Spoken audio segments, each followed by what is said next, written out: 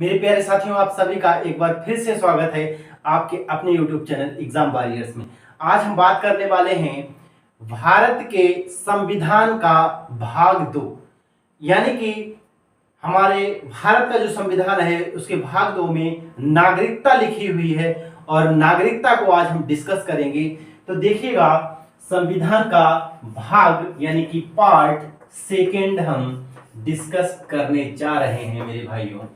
देखिएगा, इसमें क्या होता है, भाग 2 के अंतर्गत कौन से अनुच्छेद आते हैं। देखिए, भाग 1 हम लोगों ने पढ़ लिया और आज हम भाग 2 की बात करते हैं। तो भाग 2 के अंतर्गत अनुच्छेद 5 से अनुच्छेद 11 यानी आर्टिकल 5 टू आर्टिकल 11 तक क्या आता है, भाग 2 के अंतर्गत नागरिकता आती है। देखिएगा, भाग 1 में क्या था, आर्टिकल 1 टू आर्टिकल 4 यानी आर्टिकल 1 से आर्टिकल 4 तक, और आर्टिकल 1 से आर्टिकल 4 तक क्या वर्णित है इसके बारे में हम ऑलरेडी डिस्कस कर चुके हैं। तो आप उसका वीडियो डिस्क्रिप्शन में जाकर उसका लिंक आपको मिलेगा, वहां से आप देख सकते हैं। हम लोगों ने आर्टिकल 1 टू 4 क्या किया, एक संघ का निर्माण किया था। उस निर्माण के अंतर्गत अब उस संघ में रहेंगे तो कौन रहेंगे। देखिए, सबसे पहले हम बात करते हैं भारत की नागरिकता की। किसकी नागरिकता भाग 2 के अंतर्गत आती है। क्या आती है, नागरिकता। भाग 2 के अंतर्गत क्या आती, नागरिकता आती है मेरे भाइयों। और हम नागरिकता की बात करेंगे तो देखिए, भारत की नागरिकता कितने तरह से प्राप्त की जा सकती है। सबसे पहले हम इस चीज को डिस्कस करते हैं। भारत की नागरिकता अगर हमें प्राप्त करनी है तो उसके 5 तरीके हैं। कितने, 5 तरीके। भारत की नागरिकता प्राप्त करने के प्राप्ति के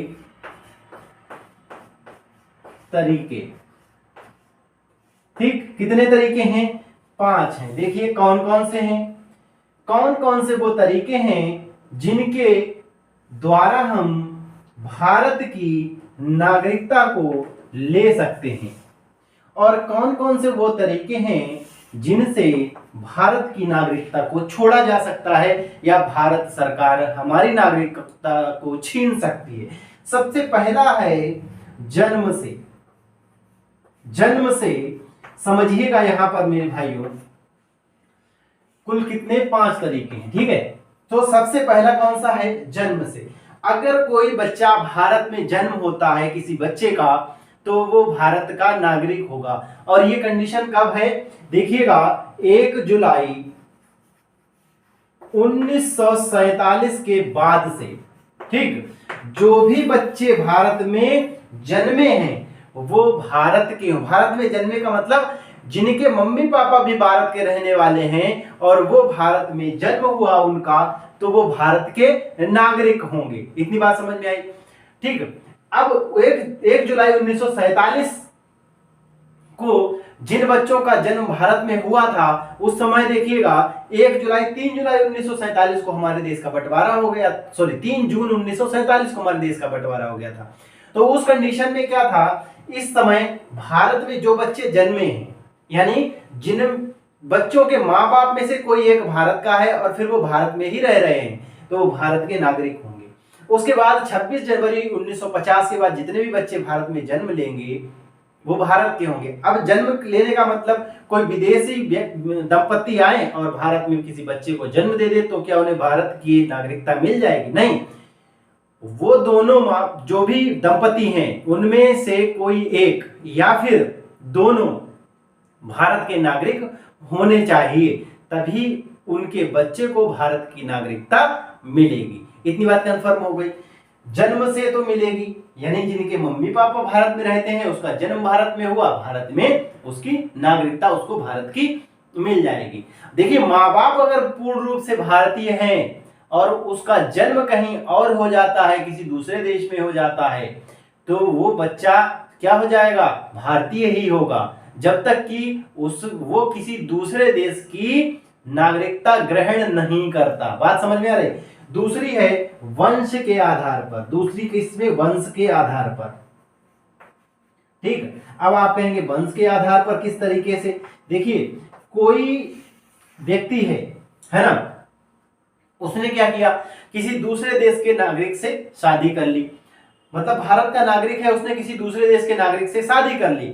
अब उनका जो बच्चा यानी संतान उत्पन्न होगी, ठीक, तो उसको वंश के आधार पर क्या मिल जाएगा, भारत की नागरिकता मिल सकती है।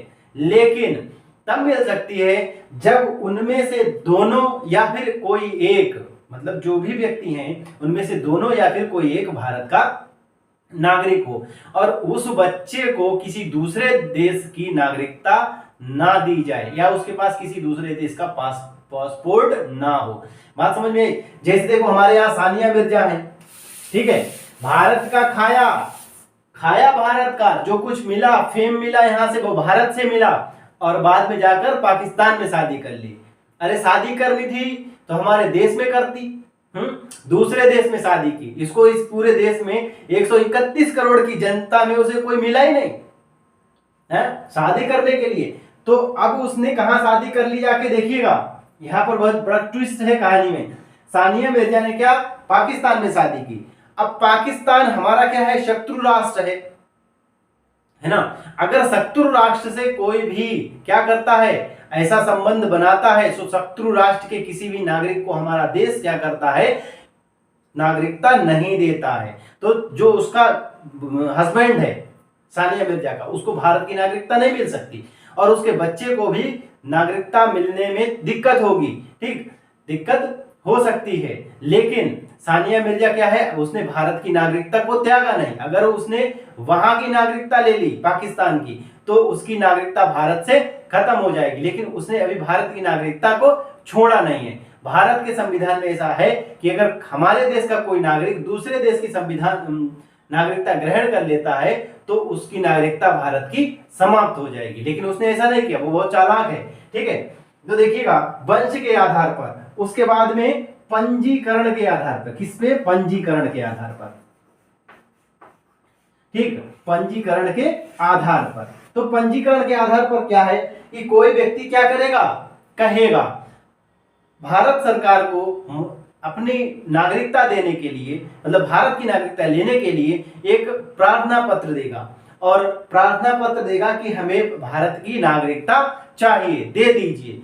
तो इसके लिए उसकी कुछ योग्यताएं निर्धारित की गई हैं व्यक्ति की, तो वो योग्यताएं पूरी करेगा तभी वो पंजीकरण के लिए अप्लाई कर सकता है और उसको फिर भारत सरकार चेक करेगा, देखेगा और उसके बाद में उसको नागरिकता देगा या नहीं देगा वो फिर बाद में डिसाइड होगा। जो योग्यता एक होती हैं वो, पहली कौन सी योग्यता, सबसे पहला ये व्यक्ति जो पंजीकरण के लिए पंजीकरण कर के जरिए से नागरिकता चाहता है वो किसी शत्रु राष्ट्र का नहीं होना चाहिए, वो हमारे ऐसे देश का होना चाहिए जिसके साथ हमारे भारत के अच्छे संबंध हैं, सकारात्मक संबंध हैं।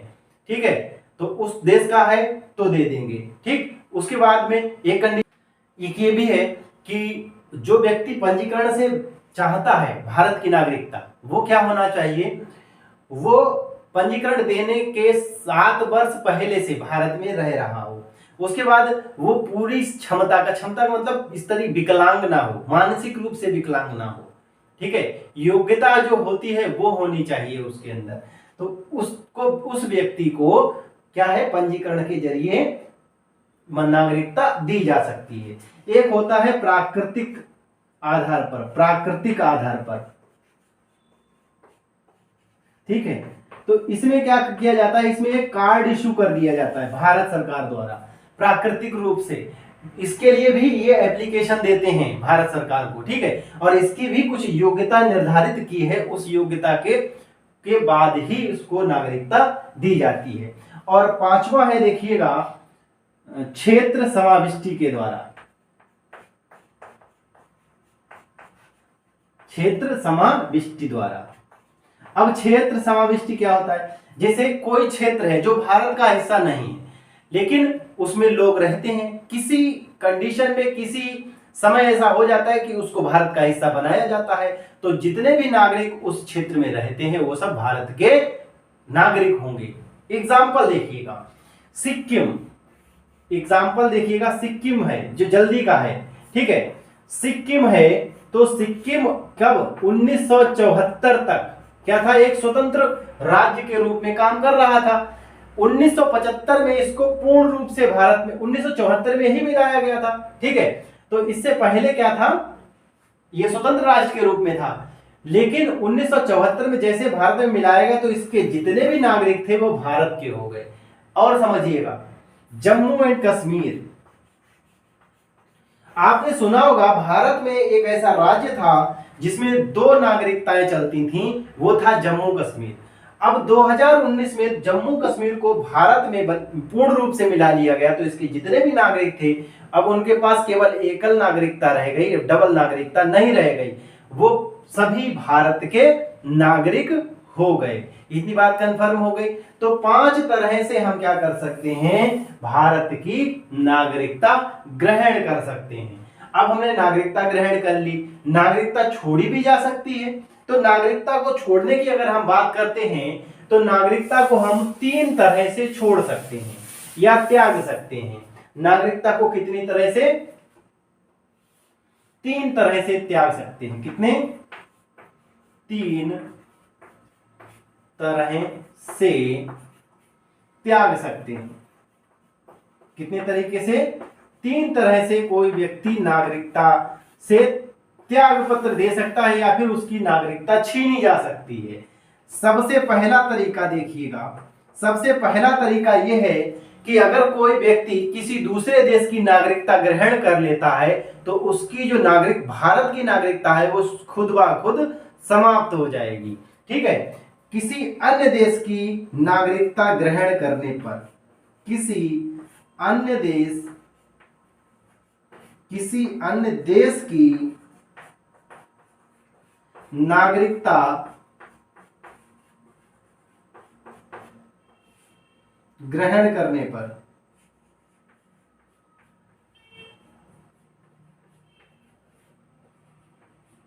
किसी अन्य देश की नागरिकता ग्रहण करने पर एक व्यक्ति की नागरिकता समाप्त हो जाएगी स्वेच्छा से। कैसे, स्वेच्छा से, मतलब कोई व्यक्ति कहता है कि अब हम भारत के नागरिक नहीं रहना चाहते और वो पूरी आयु और क्षमता का है। आयु का मतलब वो बालिग है, 18 साल से ऊपर का है, और क्षमता का मतलब किसी मानसिक रूप से प्रताड़ित नहीं है, मानसिक रूप से विकलांग नहीं है, तो उसको हम कहेंगे पूरी आयु और क्षमता का है। और वो बिना किसी दबाव के, बिना किसी जोर दबाव के अगर अपनी स्वेच्छा जाहिर करता है भारत सरकार से कि अब हम भारत के नागरिक नहीं रहना चाहते, तो उसकी नागरिकता ले ली जाती है और वो जहां की नागरिकता चाहे वहां की नागरिकता ले सकता है। अगला बात समझेंगे, अगला है बर्खास्तगी, यानी बर्खास्तगी भी की जा सकती है। बर्खास्तगी कैसे करी जाएगी ये समझिए। देखिएगा, कोई व्यक्ति अगर क्या करता है, अगर कोई व्यक्ति पता लगता है, जांच में पाया जाता है कि किसी व्यक्ति ने फर्जी तरीके से भारत की नागरिकता ले ली, उसकी नागरिकता बर्खास्त कर दी जाएगी भारत सरकार के द्वारा। कोई व्यक्ति अगर भारत के संविधान का अनादर करता है तो उसकी जो नागरिकता होगी वो समाप्त हो जाएगी। इस चीज को नोट करिएगा, बहुत इंपॉर्टेंट पॉइंट है ये। अगर हमारे भारत के संविधान का कोई अनादर करता है तो उसकी नागरिकता समाप्त हो जाएगी। लेकिन आजकल हमारे जो नेता है ना, जिनको संविधान का सा नहीं पता है, और हमने उन्हें बैठाया है भारत के संविधान में क्या करने के लिए, संशोधन करने के लिए। आए दिन हमारे संविधान का खिल्लियां उड़ाते रहते हैं, ठीक। और बहुत से नेता, चाहे वो किसी भी धर्म से संबंधित हों, ठीक है, मैं पार्टिकुलर नाम नहीं लेना चाहूंगा, लेकिन हाँ, खास तौर पर इस्लामिक नेता हमारे संविधान का हमेशा अनादर करते हैं। और मैं भारत सरकार से अपील करता हूं कि ऐसे लोगों को तुरंत ही उनकी नागरिकता समाप्त कर देनी चाहिए और उनको एकदम फ्री कर देना चाहिए कि अब यहां से बिल्कुल खाली कर दें, चले जाना चाहिए उनको। यहां हमारे संविधान में साफ साफ लिखा है कि अगर हम अपने संविधान का अनादर करते हैं तो हमारी नागरिकता समाप्त हो जाएगी। और वो आए दिन इसका एक मजाक उड़ाते हैं और अनादर करते हैं, उनके खिलाफ कोई कार्रवाई नहीं होती और उसके बाद भी कहते हैं कि उनका शोषण हो रहा है। यहां रहकर इस देश का खाकर, इस देश का मतलब अगर तुम अपना मानते हो तो तुम इसका अनादर ना करो, और अगर अपना नहीं मानते हो तो छोड़ दो। तो अगर तुम अपना नहीं मानते हो, इसलिए मैं कह रहा हूं कि तुम इस देश का खाकर और इसी को गाली देते हो, कहां मिलेगा तुमको, कहां रहोगे, चाहे वो कोई भी हो।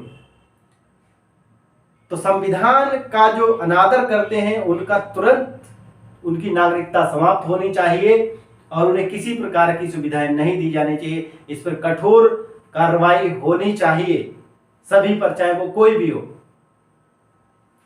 तो संविधान का अगर कोई व्यक्ति क्या करता है, अनादर करता है, तो उसकी नागरिकता समाप्त हो जाती है। अगर कोई व्यक्ति शत्रु राष्ट्र के साथ मित्रवत व्यवहार रखकर हमारे जो रक्षा प्रणाली है या हमारे देश को किसी भी प्रकार से क्षति पहुंचाता है या हानि पहुंचाता है, तो उसकी नागरिकता भी समाप्त हो जाती है। और इस बात के लिए भी मैं भारत सरकार से कहना चाहूंगा कि सबसे कायरतापूर्ण काम करते हो तुम।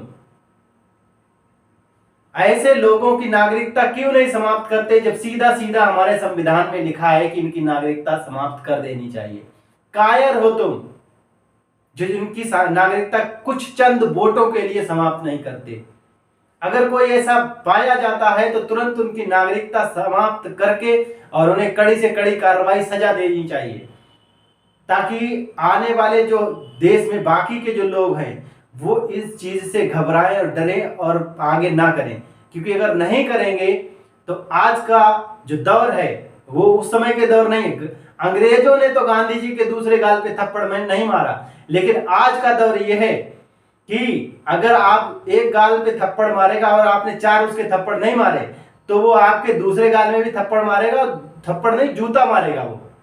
तो आप याद रखिएगा कि अगर कोई एक थप्पड़ मारने की कोशिश करता है तो तुम 4 जूते मारने की दम रखोगे, तभी कुछ होगा। तो भारत सरकार से मेरी पूर्ण गुजारिश है, पूर्ण एकदम रिक्वेस्ट है कि इस तरह के लोगों को तुरंत ही उनकी जो नागरिकता है वो समाप्त कर देनी चाहिए और वो किसी के लायक ना रहें। ऐसा उनके साथ व्यवहार करना चाहिए ताकि वो सुधर सके, क्योंकि नहीं तो वो सुधरेंगे नहीं। और वो उनके अंदर बुद्धि ही जानवरों की है, तो वो जानवरों के जैसा ही व्यवहार चाहते हैं, तभी उनको समझ आएगा। ठीक है, तो ये 3 तरीके हैं हमारे भारत की नागरिकता को त्यागने के।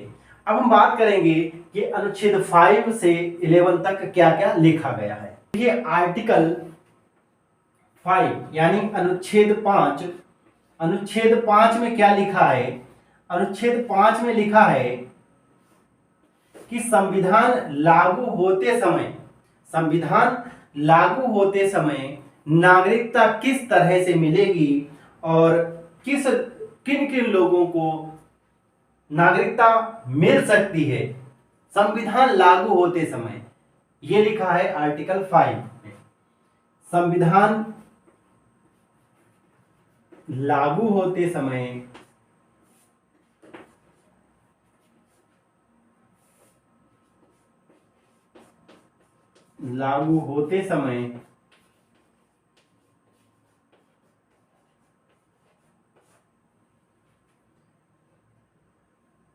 नागरिकता।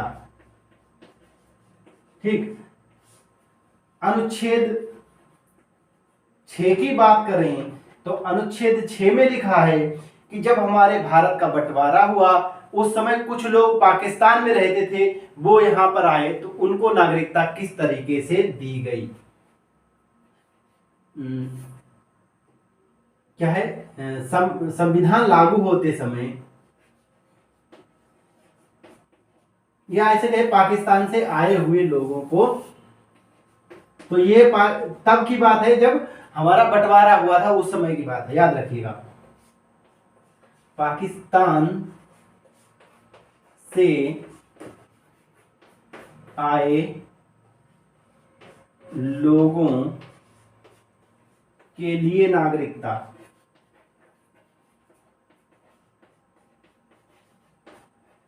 ठीक, उसके बाद में क्या हुआ, बाद में पाकिस्तान से भगाए भी गए, तो जो भगाए गए उनके लिए नागरिकता, वो अनुच्छेद किसमें लिखा है, वो अनुच्छेद 7 में लिखा है। ठीक है, तो पाकिस्तान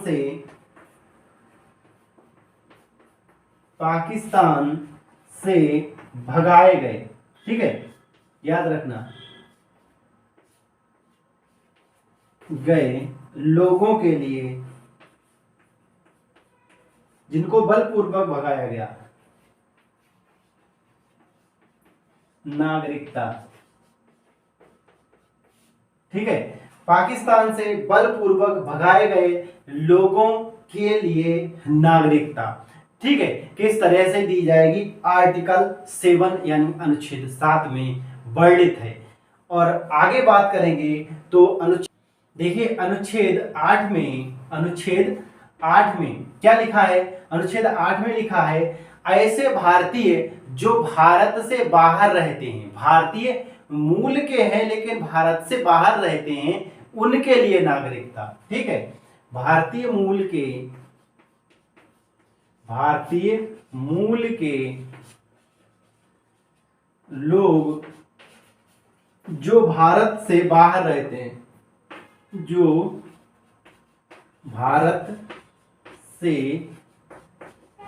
बाहर रहते हैं, ठीक, जो भारत से बाहर रहते हैं। उसके बाद अनुच्छेद अगर 9 की बात करें तो अनुच्छेद 9 में देखिए क्या लिखा है, अनुच्छेद 9 में लिखा है कि अगर कोई व्यक्ति स्वेच्छा से नागरिकता अपनी छोड़ता है तो उसको दोबारा भारत की नागरिकता नहीं मिलती। ठीक है, स्वेच्छा से नागरिकता त्यागने पर दोबारा नागरिकता नहीं मिलती। ठीक है, दोबारा नागरिकता नहीं मिलती, ये किस में लिखा है, अनुच्छेद 9 में लिखा है। अब देखिएगा आर्टिकल 10 में क्या लिखा है, नागरिकता अधिकारों की निरंतरता। क्या है, नागरिकता, आर्टिकल 10 में नागरिकता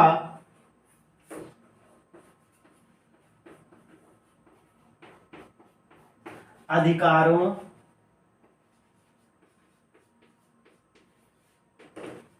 की निरंतरता।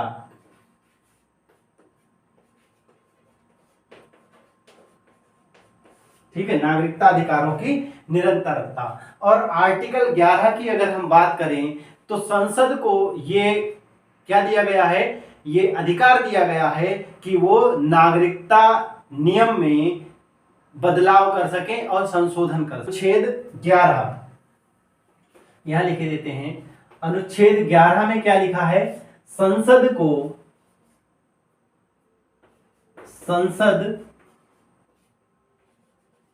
के द्वारा नागरिकता